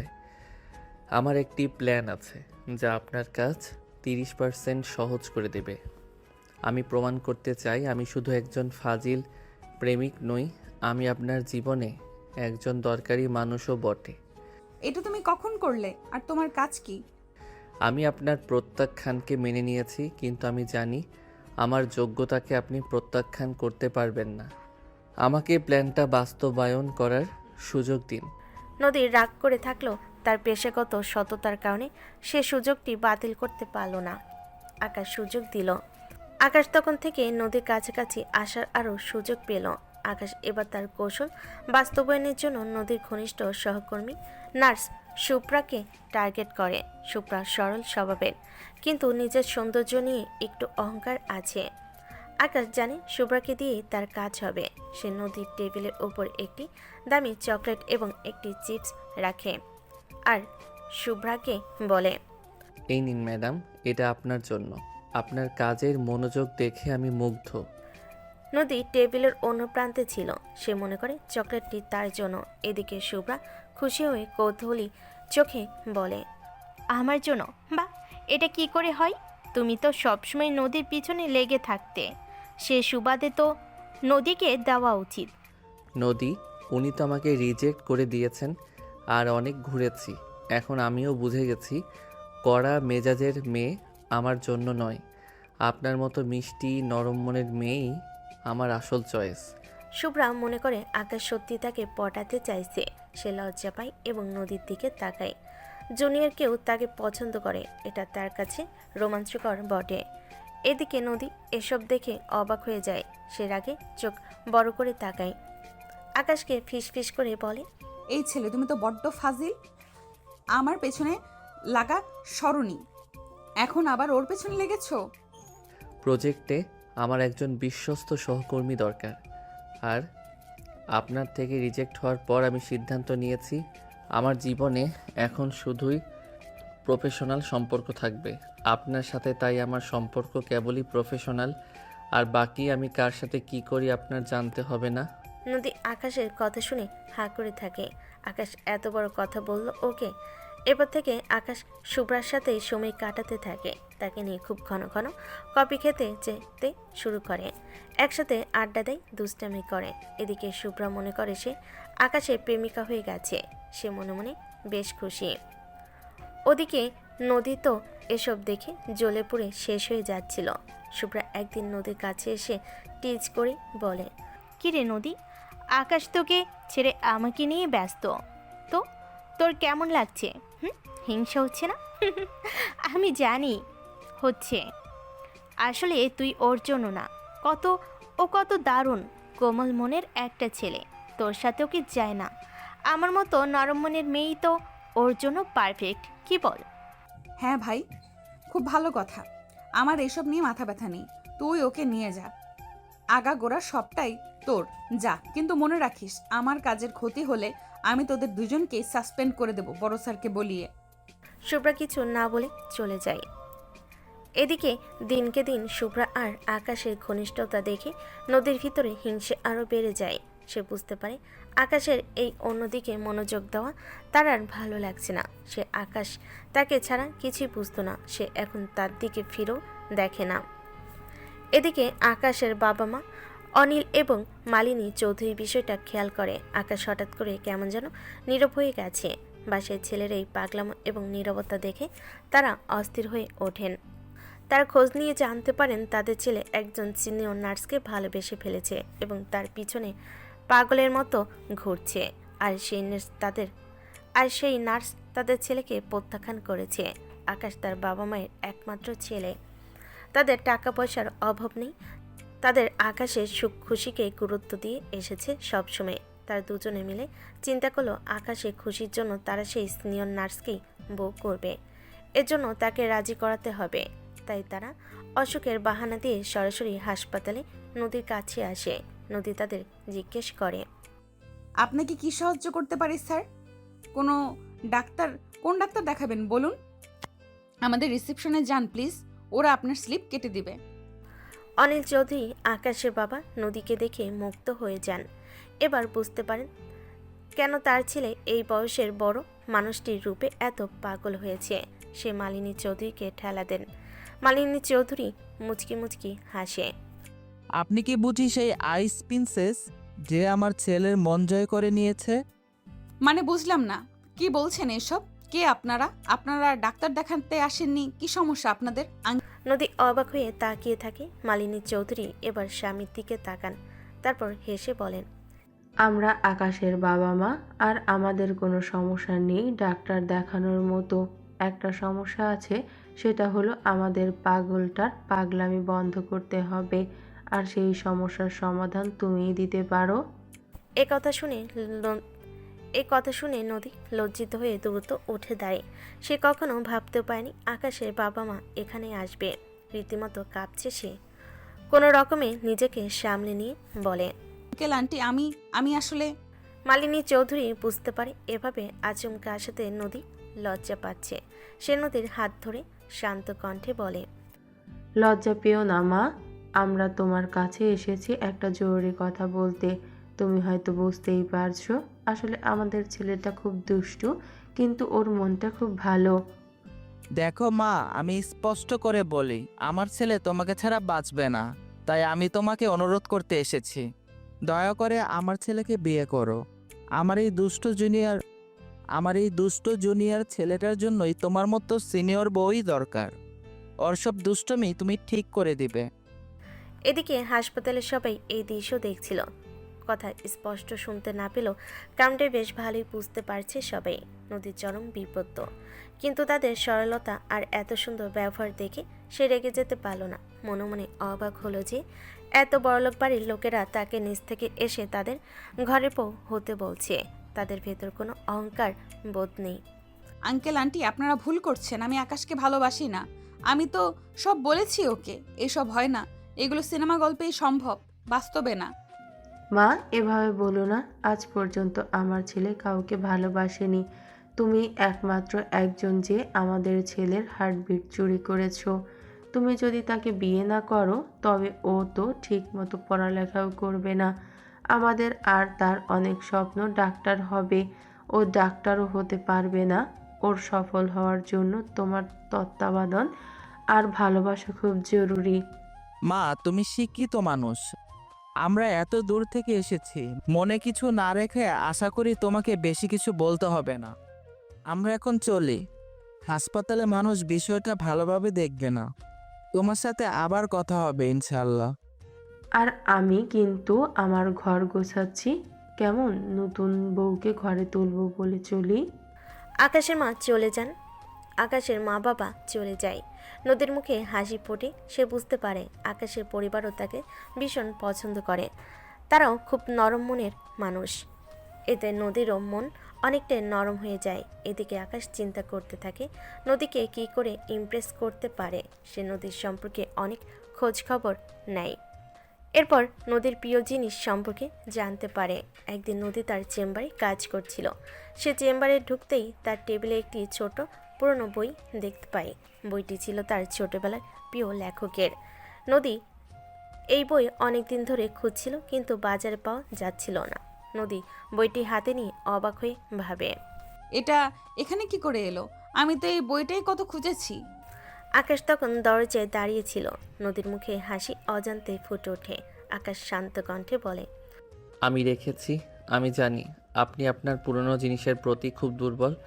আমি এই বইটা ঢাকার পুরনো বইয়ের দোকান থেকে শুরু করে চট্টগ্রামে এবং রংপুরে সহ অনেক জায়গায় খুঁজেছি। প্রায় 1 মাস লেগেছে এটা জোগাড় করতে। তা এই সব করার কারণ, তুমি আমাকে ইমপ্রেস করতে যাচ্ছ? না, ইমপ্রেস না। এসব করার কারণ আপনার মুখের ওই মিষ্টি হাসিটা দেখা। আর আমি আপনার জীবনের প্রতিটি ছোট স্বপ্ন পূরণ করতে চাই আমার সাধ্যমতো। আপনার মুখের হাসি যাতে বিলীন না হয়ে যায়, আমি প্রমাণ করতে চাই আমি শুধু আপনাকে ভালোবাসি না, আপনার ছোট বড় সব কিছু খেয়াল রাখি। আপনাকে পাগলের মতো ভালোবাসি। তার জন্য যত যা করতে হয় সব করব আমি। নদী এইবার আর নিজেকে ধরে রাখতে পারল না। সে বুঝতে পারল এই ছেলেটির ভালোবাসা শুধু মুখে মুখে নয়, সত্যি। নদী আবেগ ধরে রাখতে না পেরে বলে, আমি জানি না কি বলবো, তুমি সত্যিই পাগল। আকাশ নদীর কাছে আসে, তারপর নদীর হাত আলতো করে ধরে। নদী শিউরে ওঠে, চোখ বুজে ফেলে। আকাশ বলে, তাহলে আপনি এই পাগলকে ভালোবাসুন নার্স ম্যাডাম। আপনি আমার সিনিয়র বউ হন। কথা দিচ্ছি পৃথিবীর সব সুখ এনে দেব। নদী আকাশকে ধাক্কা দিয়ে বের করে দেয়। সেদিন ছিল হাসপাতালের নাইট ডিউটি। আকাশ, নদী এবং মিমি একসঙ্গে ডিউটি শেষ করলো। ক্লান্তি এবং উত্তেজনা একসঙ্গে মিশেছিল। আকাশ নদীকে চা খাওয়ানোর বাহানায় হাসপাতালের ছাদের উপর নিয়ে যায়। চাঁদনি রাত, মৃদু বাতাস। আকাশ চা এগিয়ে দেয়। এই নিন ম্যাডাম, আপনার কাজ দেখে দিন দিন মুগ্ধ হচ্ছি। অনেক কাজ করেছেন, এবার একটু চা খান। চায়ের কাপে চুমুক দিয়ে একটু রিল্যাক্স হওয়া উচিত। নদী চা খেতে যায়। আকাশের মাথায় তখন দুষ্ট বুদ্ধি উকিয়ে দেয়। সে ইচ্ছাকৃতভাবে নদীর হাতে সামান্য গরম চা ঢেলে দেয়। নদী হালকা ব্যথা পেয়ে চেঁচিয়ে ওঠে। কি করছো আকাশ? আকাশ এমন ভাব করে যেন সে ইচ্ছে করে করেনি। তারপর দ্রুত নিচে দৌড়ে যায়। ব্যান্ডেজ এনে দ্রুত ব্যান্ডেজ করে দেয়। ও মাই গড, আমার ভুল হয়ে গেছে। আপনাকে আমি কষ্ট দিলাম, কিন্তু বিশ্বাস করুন ইচ্ছে করে হয়নি। আকাশ খুব যত্ন নিয়ে নদীর হাতে ব্যান্ডেজ করে দেয়। ব্যান্ডেজ করার সময় তাদের চোখাচোখি হয়। সেই মুহূর্তে যেন দুজনের মনেই আবেগের স্রোত বইতে থাকে। নদীর এক ধরনের ভালো লাগা কাজ করে। আকাশ নদীর চোখে চোখ রেখে ফিসফিস করে বলে, আমি আপনাকে কষ্ট দিতে চাইনি, কিন্তু দেখুন এই সুযোগে আপনার হাতটা ধরতেও পারলাম। আপনার জীবনে ছোট ছোট ভুলগুলো আমিই করব, আর সেই ভুলের ব্যান্ডেজও আমি করব। তুমি খুব দুষ্টু ছেলে আকাশ। আপনি আমার সিনিয়র বউ হলে আমি আরও দুষ্টু হব। আপনি রাজি তো? নদী এবার আর না করলো না। সে মাথা নিচু করে হাসলো, তারপর হালকা করে মাথা নাড়ল। নদীর এই নীরব মাথা নাড়ানো আর সেই হাসি ছিল আকাশের জন্য সবচেয়ে বড় পুরস্কার। নীরবেই যেন নদী প্রথমবারের মতো হ্যাঁ বলল। আকাশ খুশিতে নদীকে জড়িয়ে ধরল, তারপর লজ্জা পেয়ে ছেড়ে দিল। নদী লজ্জায় তাকাতে পারছে না। তারপর তারা ছাদ থেকে নেমে আসে। ছাদের উপর থেকে নেমে আসার পর আকাশ আর নদী একে অপরের দিকে আর চোখে চোখাচোখি করে। তাতে যেন মিশেছিল এক নতুন অঙ্গীকার। আকাশ আর নিজেকে সংযত রাখতে পারে না। হাসপাতালে সবাই ব্যস্ত ছিল। তখন আকাশ একটি ফুলের তোড়া হাতে নিয়ে নদীর ইউনিটে প্রবেশ করে। তার মুখে সেই পুরনো দুষ্টু হাসি ফিরে এসেছে। আকাশ একটু জোরে হেসে ফুলের তোড়া নদীর দিকে এগিয়ে দিয়ে বলে, শুভকামনা নদী ম্যাম, নাকি এখন থেকে প্রিয়তমা ডাকবো? এই নিন, আপনার জুনিয়র প্রেমিক আপনার জন্য গোলাপ এনেছে। আমাদের প্রেমের শুরু এই গোলাপ দিয়েই হোক। নার্সিংরুমে সবাই চমকে ওঠে। মিনা হেসে ওঠে। সুব্রত ভয়ে ভয়ে চোখ ঢেকে ফেলে। সে যেন নিজের চোখকে বিশ্বাস করতে পারছে না। নদী অপ্রস্তুত হলো, তার মুখে হাসি ফোটে। নদী ফুলের তোড়াটা নিতে নিতে চোখ বড় করে বলে, আকাশ এসব কি? হাসপাতালের মধ্যে এসব নাটক কেন? তোমার সাহস তো কম নয়। ছি, লোকে কি ভাববে? সাহস তো আপনিই দিয়েছেন সিনিয়র বউ। রাতে তো আর আপনি আমাকে তাড়িয়ে দেননি, বরং নিজের করে নিয়েছেন। তাই আমি এখন আপনার অফিসিয়াল প্রেমিক, সেটা সবার জানার দরকার আছে না? ও মাই গড নদী, তুই রাজি হয়েছিস? আমি তো জানতাম, তোর চোখ দেখে বুঝেছিলাম। নদী লজ্জিতভাবে মাথা নিচু করে হাসে। কিন্তু এই সম্পর্কের কথা মুহূর্তেই পুরো হাসপাতালে ছড়িয়ে পড়ে। হাসপাতালের করিডোরে, ক্যান্টিনে সবার মুখে একই কথা, সিনিয়র নার্স আর জুনিয়র ইন্টার্ন ডাক্তারের প্রেম। ডক্টর রহমানের কানেও যায় বিষয়টা। কিন্তু এই খবর যখন হাসপাতালের প্রধান সার্জন ডক্টর রহমানের কানে পৌঁছালো, তখন তিনি মোটো খুশি হতে পারলেন না। তিনি রক্ষণশীল ও পেশাদারিত্বের প্রতি অন্তত কঠোর। একজন সিনিয়র নার্সের সাথে ইন্টার্ন ডাক্তারের সিসি, তার হাসপাতালই তো বদনাম হয়ে যাবে। তিনি তৎক্ষণাৎ আকাশ ও নদীকে তার চেম্বারে ডেকে পাঠালেন। পরের দিন সকালে তারা ডক্টর রহমানের চেম্বারে গেল। ডক্টর রহমানের চেম্বারে পরিবেশ গম্ভীর ও চাপা উত্তেজনাপূর্ণ। নদী আর আকাশ দ্রুত রুমে আসলো। ডক্টর রহমান চশমার ফাঁক দিয়ে তাকে অন্তত কণ্ঠর স্বরে বলেন, আকাশ আর নদী, তোমরা দুজন কি আমাকে নিয়ে মজা করছো? হাসপাতালের ভেতরে এসব কি ধরনের ফাজলামো? স্যার, আমরা কোনো ফাজলামো করিনি। আমাদের সম্পর্কটা সত্যি। আমরা খুব দ্রুত বিয়ে করতে চলেছি। বিয়ে? তোমরা কি জানো তোমাদের বয়সের পার্থক্য কত? আর নদী, তুমি একজন হেড নার্স, তোমার জুনিয়র ইন্টার্নের সঙ্গে তুমি প্রেম করছো? এটা আমাদের হাসপাতালের নিয়মের পরিপন্থী। এটা পেশাদারিত্বের চরম অবমাননা। লোকে শুনলে হাসপাতালের বদনাম হবে, বলবে এখানে এসব চলে চিকিৎসার বদলে। স্যার, প্রেম কোনো বয়স মানে না। আর আমাদের ব্যক্তিগত সম্পর্ক আমাদের পেশাদারিত্বে কোনো বাধা সৃষ্টি করবে না। আমি আপনাকে কথা দিচ্ছি। আর লোকে তো কত কিছুই বলবে, তাই বলে কি খুশি থাকা ছেড়ে দিব? তুমি আমাকে কিসের কথা দিবে? কোনো কথা দিতে হবে না। তোমার আকাশ যা করার করে ফেলেছো, তবে এই মুহূর্তে তোমাদের সম্পর্ক সবার থেকে গোপন করতে হবে, নতুবা আমি নদীকে তার পথ থেকে সরিয়ে দেব এবং তোমার ইন্টার্নশিপ বাতিল করব।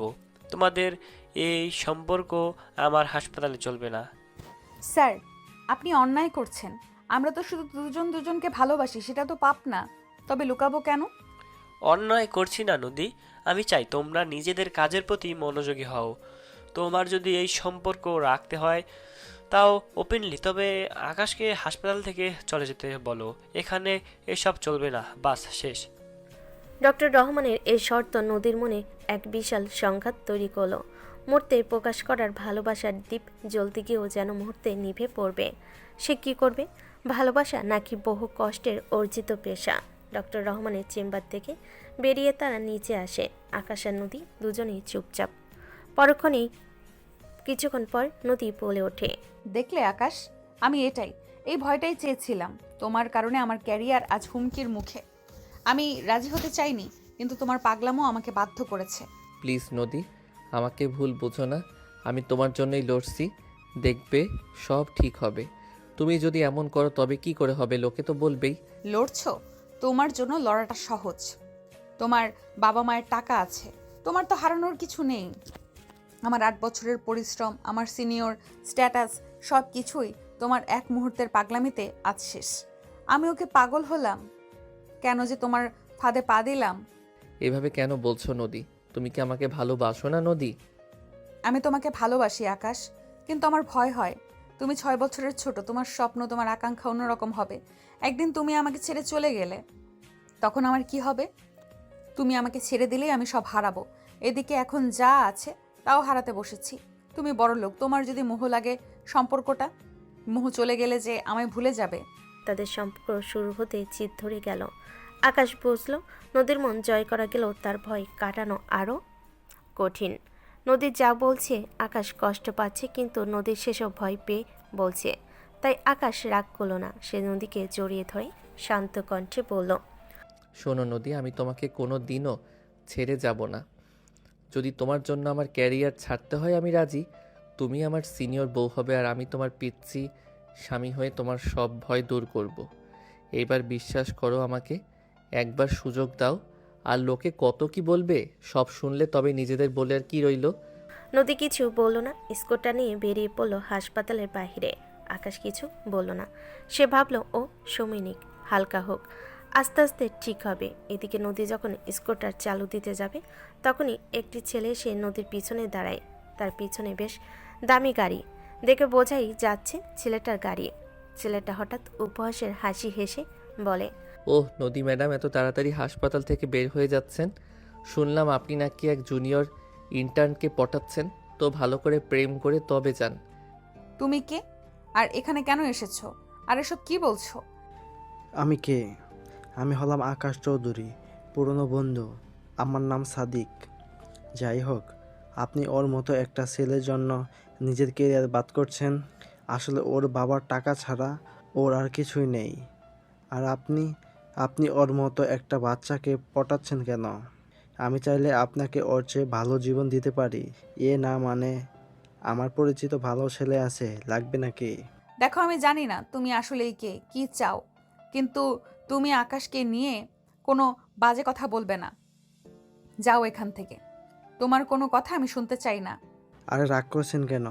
শুনুন, আপনাকে বলি, আকাশকে নিয়ে আমার একটা প্ল্যান আছে। আমি আপনাদের এই সম্পর্কটা আপনাদের হাসপাতালের ওনারের কাছে এমনভাবে রিপোর্ট করব যাতে আপনার কেরিয়ার মুহূর্তের মধ্যে শেষ হয়ে যায়। সাথে আকাশেরও। আকাশের সাথে আমার পুরনো কিছু হিসাব আছে। সুযোগ পাচ্ছিলাম না, এবার সুযোগ পেয়েছি। আমি আকাশকে অপমানিত না করে ছাড়বো না। আকাশ ঠিক সেই মুহূর্তে সেখানে চলে আসে। সাদিককে দেখে ওর মাথায় রক্ত চড়ে যায়।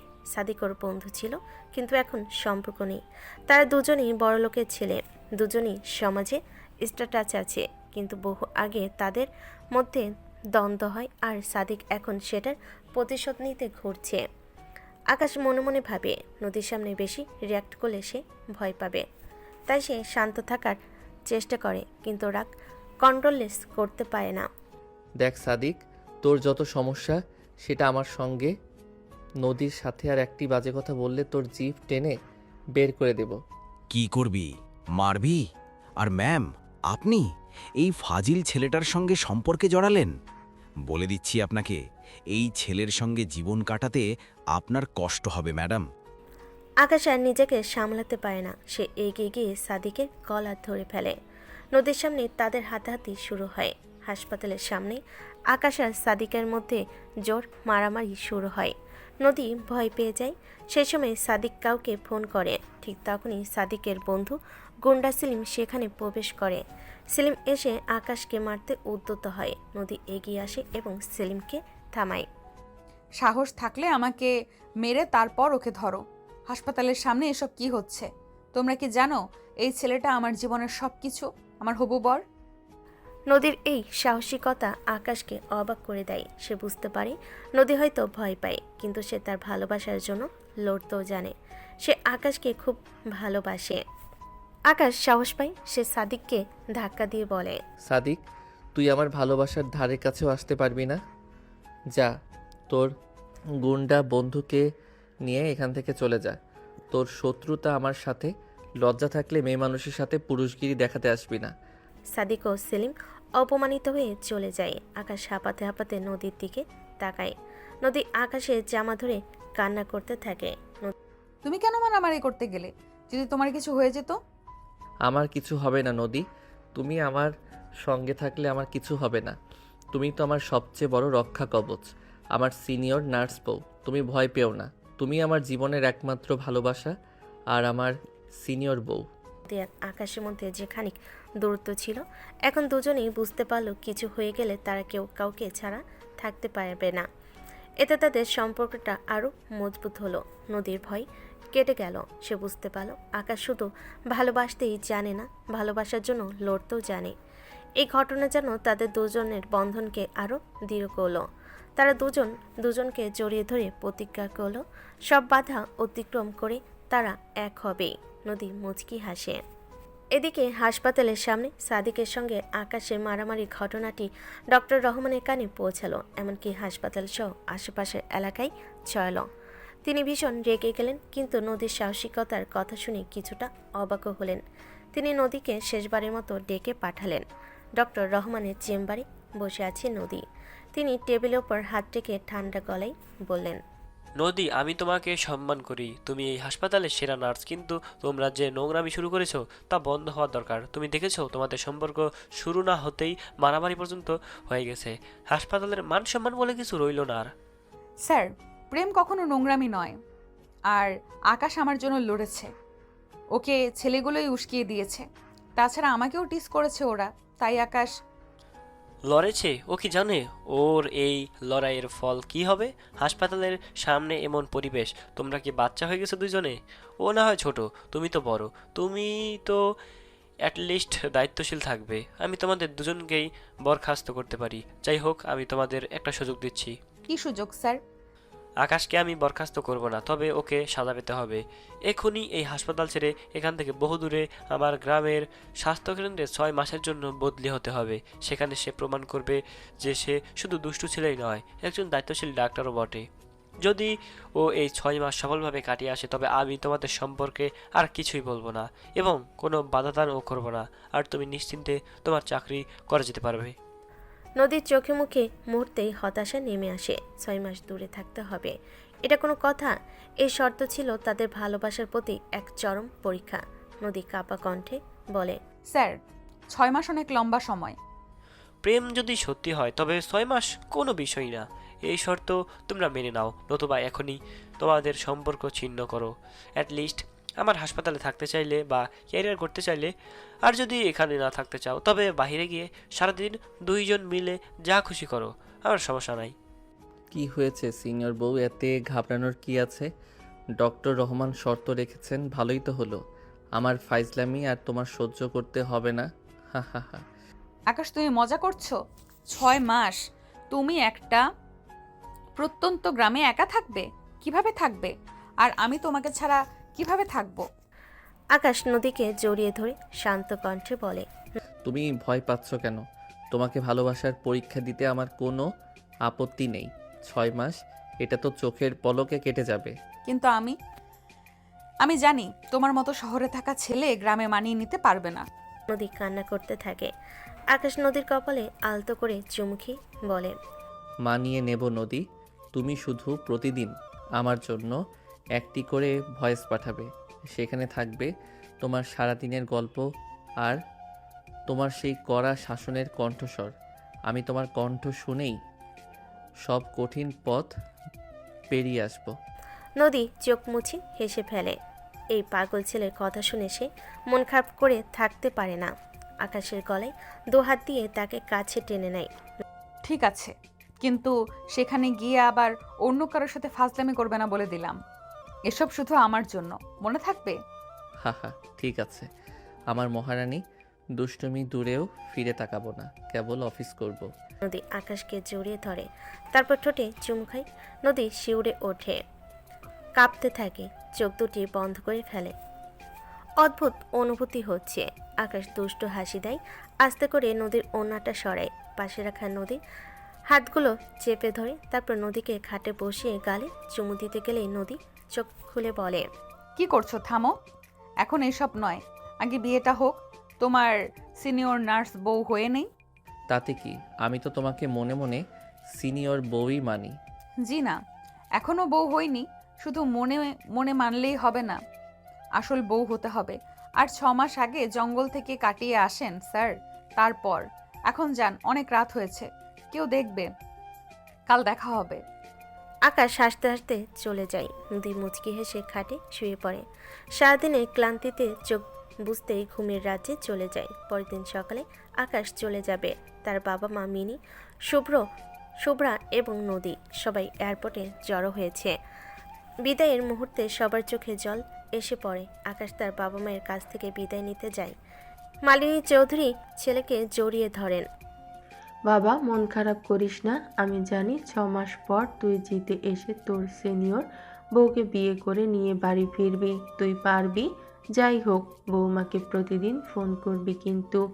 চিন্তা করো না মা, আমি তো সারাদিনই তোমার বৌমার ভয়েস ডায়েরি শুনবো। হা হা হা। এবার বিদায় নেওয়ার পালা নদীর কাছ থেকে। নদী নিজেকে শক্ত রেখেছিল, কিন্তু চোখের জল বাদ মানল না। নদী কাপ হাতে একটি সুন্দর প্যাকেট আকাশের হাতে তুলে দেয়।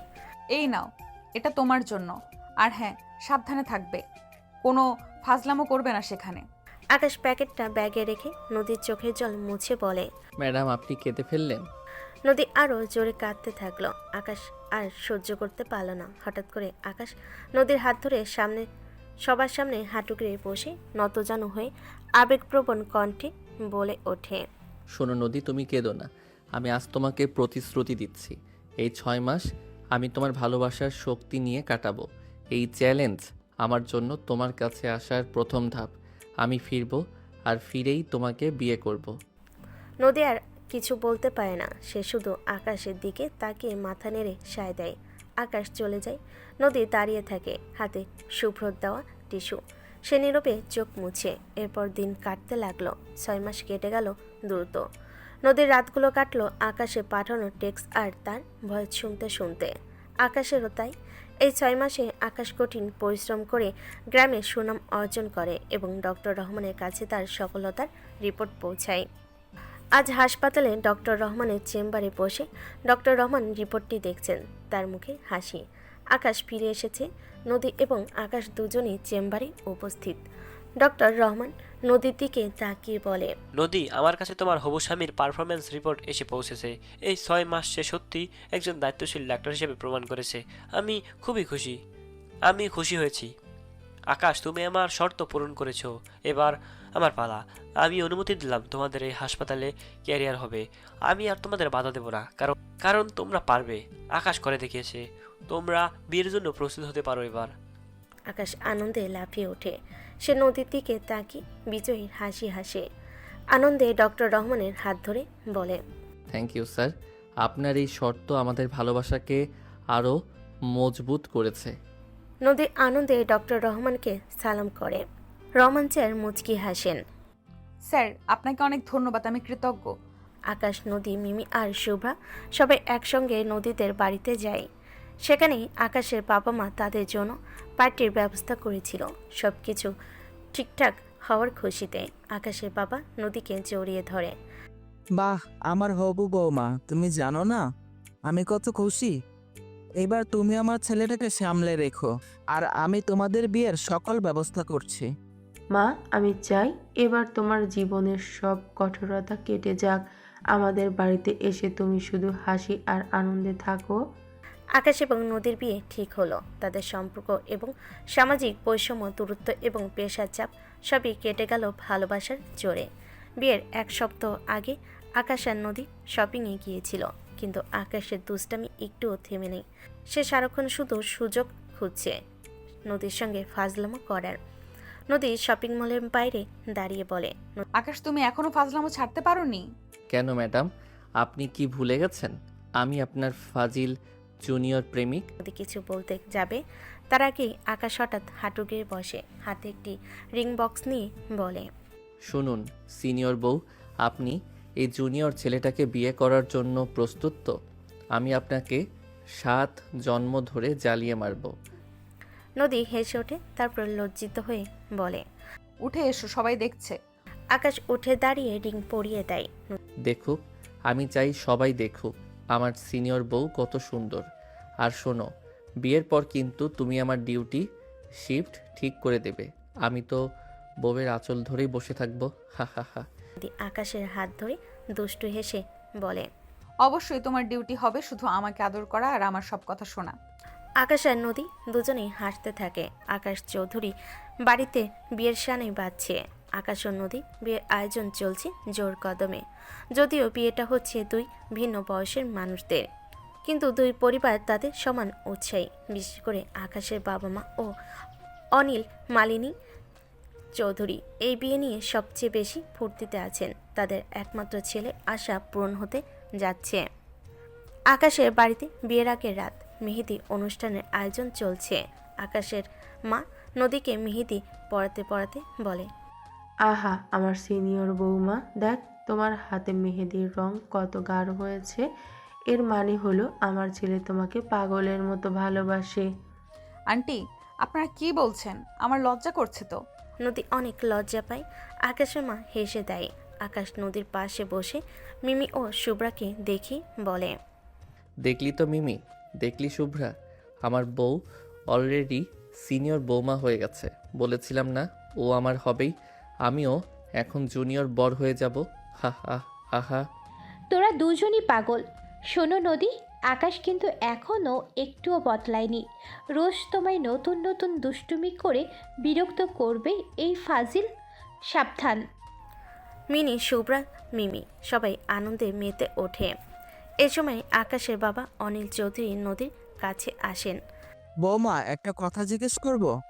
আমার ছেলে নাকি তোমার হাতের বানানো পাস্তা খুব ভালোবাসে। বিয়ের পর রান্নাঘরের দায়িত্বটা কিন্তু তোমাকেই নিতে হবে। হা হা হা হা।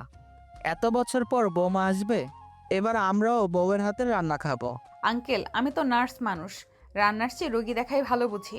রান্না তেমন একটা পারি না, তবুও আকাশ যদি আমার হাতের ডায়েট চার্ট মেনে চলে তবেই ওর পাস্তা খাওয়া হবে। আর আপনারাও মজার মজার রান্না খেতে পারবেন, তবে হ্যাঁ, ডায়েট মেনে কিন্তু। না বাবা, আমার সিনিয়র বউকে আমি রান্নার কাছেই যেতে দেব না। সে শুধু আমাকে আদেশ দেবে, আমি সব করব। আমার বউ শুধুই আমার রানী। আকাশ, কি হচ্ছে কি? লজ্জা নেই? কি বলো আঙ্কেলের সামনে? এ বাবা, তুই করি। আল্লাহ, এক্ষুনি বইয়ের আসল ধরা হয়ে গেছিস। হাস্যরসের মধ্য দিয়ে বিয়ের অনুষ্ঠান এগিয়ে চলল, কিন্তু এই আনন্দের মাঝেও লুকিয়েছিল এক গভীর চক্রান্ত যা কেউ জানত না। সাদিক ও তার বন্ধু সেলিমকে নিয়ে একটা নির্জন কফি শপে বসেছিল। তার চোখে ছিল তখন আগুন আর হিংসা দাও দাও করে জ্বলছে। সে আকাশ ও নদীর বিয়ে কিছুতেই মেনে নিতে পারছিল না। রাগে টেবিলে ঘুষি মেরে বলে, এটা হতে পারে না সেলিম। আমি আকাশকে এত সহজে ওই সিনিয়র নার্সকে বিয়ে করতে দেব না। আমি ওকে কেরিয়ারেও সফল হতে দেব না। ও আমার কাছে হেরে যাবে, হারতেই হবে। কি করবি বল, ওদের তো কাল বিয়ে, এখন তো আর কিছু করার নাই। আছে, আমি জানি। বিয়ের দিনই আকাশকে অপমানিত করব। নদীর বাবার সঙ্গে আমার বাবার যোগাযোগ আছে, তারা খুব সম্ভবত এক স্কুলে পড়তো একসাথে। আমি চাই নদীর বাবা যেন বিয়ের আসরে এসে তার মেয়ের বিয়ে ভেঙে দেন। কিভাবে? আমি একটা ভুয়া চিঠি তৈরি করব, যেখানে লেখা থাকবে 6 মাস আগে ওর গ্রামে থাকার সময় আকাশ চৌধুরী সেখানকার একজন মেয়েকে মিথ্যে বিয়ের প্রতিশ্রুতি দিয়েছিল এবং তাকে সাথে নিয়ে রাত কাটায়, আর পরে তাকে ছেড়ে চলে আসে। এই চিঠিটা পৌঁছাবে নদীর বাবার হাতে। কিন্তু তারা বিশ্বাস করবে কেন? এমন কোনো মেয়ে তো নেই, কারণ এটা সত্যি সত্যি হয়নি। প্রয়োজনে এমন মেয়ে বানাবো, ওই গ্রামে যোগাযোগ করব আমি। টাকা দিয়ে সব হয়। মানে? তাদের এই নোংরা চক্রান্ত ছিল আকাশ ও নদীর ভালোবাসাকে শেষ মুহূর্তে চরম আঘাত দেওয়ার পরিকল্পনা। আকাশের নদীর জীবনে পুরোপুরি বিষিয়ে দেওয়া।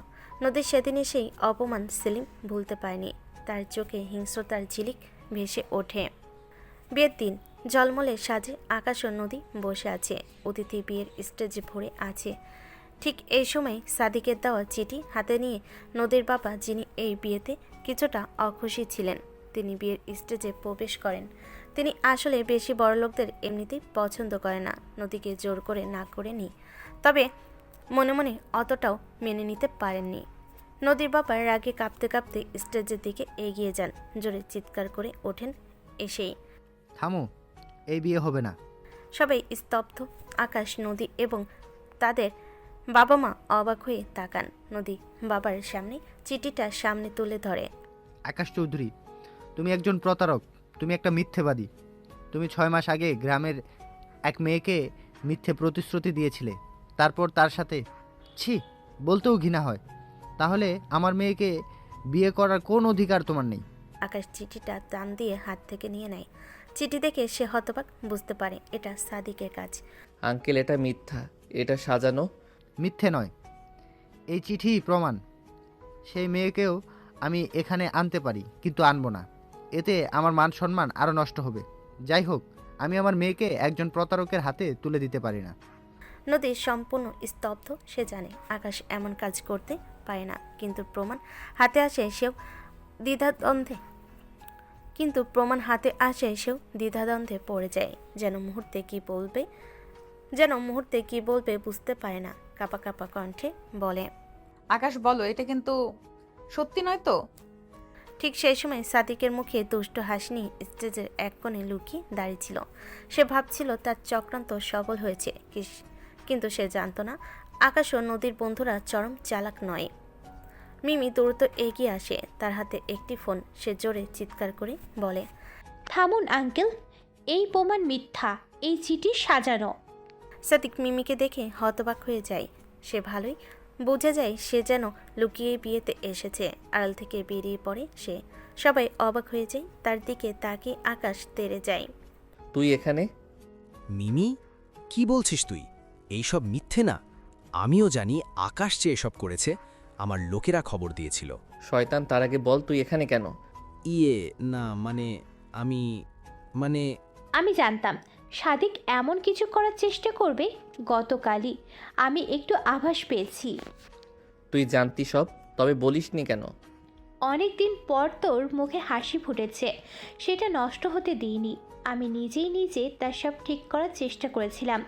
সেজন্য আমি আমাদের বন্ধু অলিককে সেই গ্রামে পাঠিয়েছিলাম। আর আঙ্কেল, অলিক সেখানকার মেয়ে খুঁজে বের করেছে, যার কথা আপনি বলছেন। সেই মেয়ে এখন ভিডিও কলে আছে। মিমি ভিডিও কলারটি বড় স্ক্রিনে চালায়। গ্রামের মেয়েটি জানায় আকাশ চৌধুরী নয়, বরং সাদিকের পাঠানো সেলিম নামের একজন লোক তাকে টাকার লোভ দেখিয়ে এই মিথ্যা কথা বলার জন্য চাপ দিচ্ছিল। সে এসব করতে চাচ্ছিল না, কিন্তু বাধ্য হয়েছে গুন্ডা সেলিমের জন্য। সবাই হতবাক হয়ে যায় এসব শুনে। কেউ কল্পনাও করেনি এমন কিছু হবে। গ্রামের মেয়েটি বলে, আকাশ স্যার খুব ভালো মানুষ। উনি আমাকে আমার চিকিৎসার জন্য সাহায্য করেছেন। এই লোকটা আমাকে জোর করেছে, বললো আকাশের নামে মিথ্যা সাক্ষী দিতে যদি আপনারা আমায় জিজ্ঞাসা করেন। চিঠিগুলো আমায় দিয়ে জোর করে লিখিয়েছে। নদীর বাবা দ্রুত সাদিকের দিকে তাকায়। সে বুঝতে পারে তার খেলা শেষ। সে পালাতে চেষ্টা করে। আকাশ সঙ্গে সঙ্গে ওকে ধরতে যায়। ধর ওকে, এটা হলো আসল চোর। বিয়ের স্টেজে চরম উত্তেজনা চলছে তখন। আকাশ ও মিমি দ্রুত সাদিককে ধরে ফেলে এবং পুলিশের হাতে তুলে দেওয়ার ব্যবস্থা করে। নদীর বাবা লজ্জিত হয়ে চিঠি ছিঁড়ে ফেলেন। মা নদী, আকাশ, আমাকে ক্ষমা করে দাও, আমি ভুল বুঝেছিলাম। আকাশ মনে মনে কষ্ট পায়, তবে চুপ থাকে। নদীও লজ্জা পায়, কিন্তু কিছু বলে না। এই চরম নাটকীয়তার পর বিয়ের আসরে অবশেষে ফিরে আসে আনন্দ। কিন্তু এই দৃশ্য যেন প্রমাণ করে দিল আকাশের ভালোবাসা কতটা খাঁটি। সব বাধা পেরিয়ে আকাশ আর নদী বিয়ে সম্পূর্ণ হলো। এবার এলো বিদায় পর্ব। অশ্রু এবং হাসি মিশ্রণে নদী বিদায় নেয় তার পুরো জীবন থেকে। বাসর রাত। আকাশ আর নদী মুখোমুখি বসে আছে। নদী লজ্জায় তাকাতে পারছে না যেন। তুমি সত্যিই পাগল। আমার জন্য তুমি কত কি করলে, অবশেষে বিয়ে করেই ছাড়লে। আজ যদি মিমি না থাকতো? আকাশ নদীর হাত ধরে তাকে নিজের কাছে টেনে নেয়। মিমি ছিল কারণ আমি জানতাম তোমার মতো মূল্যবান জিনিস চুরি করার জন্য চোর আসবেই। তাই আগে থেকেই মিমি, আমি সহ বাকিরা চোখ কান খোলা রাখছিলাম। তবে আমি ওদের মতো সব বুঝতে পারিনি। ওরা আসলেই জিনিয়াস। আর শোনো, তুমি তো আমার জীবনে এসেছো, এটাই আমার সবচেয়ে বড় পাওয়া। এখন এসব থাক, আমরা আমাদের কথা বলি। আজ শুধু তোমার আর আমার রাত। আকাশ নদীকে কাছে টানে। নদী আকাশের বুকে মাথা রাখে। আকাশ পরম যত্নে জড়িয়ে ধরে। তো আকাশ সাহেব, আমি তো এখন তোমার সিনিয়র বউ। এখন থেকে তোমার সব দায়িত্ব আমার। তুমি যদি দুষ্টুমি করো তবে কড়া শাস্তি দেব। আকাশ নদীর কানের কাছে ফিসফিস করে, নদীকে আলতো করে চুম্বন করে। নদী শিউরে ওঠে, অদ্ভুত ভালো লাগা কাজ করে। আমি সেই শাস্তির জন্যই তো পাগল ছিলাম ম্যাডাম। তুমি আমার সিনিয়র বউ, আর আমি তোমার একমাত্র জুনিয়র প্রেমিক। এবার শাস্তিটা দাও। নদী এবার আকাশকে নিজের দিকে টানে, তারপর বিছানায় ফেলে আদর করতে থাকে। আকাশও তাকে জড়িয়ে আদর করতে থাকে। সেদিন রাতে তাদের ভালোবাসায় জয় হলো। সব নিয়ম, সব ভয় এবং চক্রান্তকে হারিয়ে এক সিনিয়র নার্স পেল তার দুষ্টু জুনিয়র স্বামীকে। বিয়ের পর তাদের নতুন বাড়িতে প্রথম সকাল। আকাশ তখনও গভীর ঘুমে আচ্ছন্ন। নদী স্বভাবতই ভোরের আলো ফোটার আগেই উঠে পড়েছে। সে শান্ত কণ্ঠে কিন্তু কণ্ঠের শাসনের সুর আকাশকে বলে, আকাশ ওঠো, এখন সকাল 8টা, তোমার ইন্টার্নশিপে ফেরার সময় হয়েছে। আকাশ চোখ না খুলে নদীর হাত ধরে নিজের দিকে টেনে নেয়। নদী তার উপর হুমড়ে পড়ে। আকাশ ঘুমু ঘুমু চোখে দুষ্টু হাসি হেসে বলে, ম্যাডাম, আমার এখন কোনো ইন্টার্নশিপ নেই। আমার এখন নতুন দাম্পত্য জীবনের ডিউটি শিফট চলছে। আর এই শিফটে আপনি আমার বস। আমাকে আরও কিছুক্ষণ আদর করার অনুমতি দিন। ফাজলামো বন্ধ করো, আমার প্রথম আদেশ, এখন ওঠো, আর না উঠলে আমি তোমাকে সাসপেন্ড করে দিব। আকাশ উঠে বসে আলতো করে নদীর গালে চুমু খায়। সাসপেন্ড? এই শাস্তির জন্য আমি আরও 1000বার ফাজলামো করতে রাজি। তবে এখন আমি উঠি। আমার সিনিয়র বউয়ের আদেশ আমার কাছে আইন। পর নদী যখন রান্নাঘরে চা বানাতে যায়, আকাশ তখন চুপি চুপি পেছনে গিয়ে তাকে জড়িয়ে ধরে। কানে কানে ফিস ফিস করে বলে, আজ থেকে রান্নাঘরের সব দায়িত্ব আমি নেব। আপনার কাজ শুধু আমাকে আদর করা আর আমার সেবা করা। তোমার মাথায় শুধু দুষ্টুমি। যাও তোমার কাজ করো, তোমার রান্না করতে হবে না, রান্না তো করব আমি, পাগল একটা। আকাশ শেষে চলে যায়। এভাবেই তাদের দিন কাটতে থাকে। বিয়ের 1 সপ্তাহ পর আকাশ আর নদী একসঙ্গে হাসপাতালে ফেরে। এখন তাদের সম্পর্ক সবার জানা, কিন্তু কিছু পুরনো সহকর্মী এখনও তাদের বয়সের পার্থক্য নিয়ে ফিসফিসানি করে। ডাক্তারদের লাউঞ্জে কিছু সিনিয়র ডাক্তার হাসি ঠাট্টা করছিল। কি হে আকাশ, তোমার সিনিয়র ম্যাডামকে বিয়ে করে কেমন লাগছে? এখন কি রাত জেগে পড়ালেখা করো? স্যার, আমার সিনিয়র ম্যাডামকে বিয়ে করে আমি আমার জীবনের সবচেয়ে বড় শিক্ষককে পেয়েছি। আমার পড়ালেখা এখন আরও ভালো হচ্ছে, আর আমার সিনিয়র বউয়ের শাসনই আমার সবচেয়ে বড় অনুপ্রেরণা। সবাই হাঁ করে থাকে আকাশের এমন জবাবে। আকাশ তখন নদীর কাছে যায়। নদী অফিসে যেভাবে কথা বলতো সবসময় সেভাবে আকাশকে বলে, ইন্টার্ন আকাশ, আপনার প্রজেক্টের ফাইলটি দিন তো, লাগবে স্যারের। এই নিন ম্যাডাম, আপনার আদেশ সবসময় আগে। আকাশ ফাইল এগিয়ে দিয়ে আলতো করে নদীর হাতে ছুঁয়ে দেয়। নদী আর চোখে তাকায়, সবাই দেখছে তাই। তবে তাদের এই পেশাগত এবং দায়িত্ব জীবনের স্বাভাবিক সমন্বয় দেখে সবাই মুগ্ধ হয়, বিশেষ করে ডক্টর রহমান, যিনি এখন তাদের সম্পর্কের সবচেয়ে বড় সমর্থক। ডক্টর রহমান নদী ও আকাশকে দেখে হেসে বলেন, খুব ভালো লাগছে তোমাদের দুজনকে একসঙ্গে দেখে। নদী, তুমি তোমার জুনিয়র স্বামীকে ঠিকমতো সামলে রেখেছো। হা হা হা। অবশ্যই স্যার, আমি তোর সিনিয়র বউ, সামলে রাখবো না বই কি, খুব রাখবো। একদিন বিকেলে আকাশের বাবা মা তাদের নতুন বাড়িতে আসেন। তারা চান আকাশ এবং নদীর জীবন যেন সবসময় আনন্দে থাকে। আকাশের মা মালিনী চৌধুরী নদীর হাতে একটি পুরনো ডায়েরি তুলে দেন, তারপর বলেন, মা, এটা নাও। এটা তোমার স্বামীর সেই ডায়েরি। যখন সে তোমার প্রেমে পাগল ছিল, সে প্রতিদিন তোমাকে নিয়ে কী কী দুষ্টুমি প্ল্যান করত সব লেখা আছে। বিয়ের পর এটা তোমার হাতেই থাকা উচিত। নদী অবাক হয়ে ডায়েরিটা নেয়। এটাই সেই ডায়েরিটা যেটা বিয়ের আগে আকাশ হাসপাতালে ফেলে গেলে ভুল করে নদী পড়ে ফেলে। তবে সব পড়তে পারেনি সেদিন। আজ আবার ডায়েরিটা পেল। আকাশ লজ্জে লাল হয়ে যায়। মা, কি করছো? এটা কেন দিলে? কেন? এটা তোমার বইয়ের কাছেই তো থাকবে। ও জানো তুমি কি কি করেছো। পাগলামি তো আর কম করনি। নদীর ডায়েরিটা খুলে দেখে সেখানে লেখা, আজকে ম্যাডামের স্কুটারের টায়ার পাঞ্চার করব। দেখব তখন তিনি কিভাবে আমার স্কুটারে না ওঠেন। যদি রাজি না হন তবে ইচ্ছে করে 1 কিলোমিটার দূরে একটা গর্তে পড়ে যাব, যাতে তিনি দৌড়ে আমাকে বাঁচানোর বাহানায় আমার কাছে আসেন। নদী ডায়েরি পড়ে হাসতে হাসতে গড়াগড়ি খায়। আবারও ভাবে আকাশ তাকে কত ভালোবাসে, তার জন্য গাড়ি নিয়ে গর্ত পড়তে রাজি।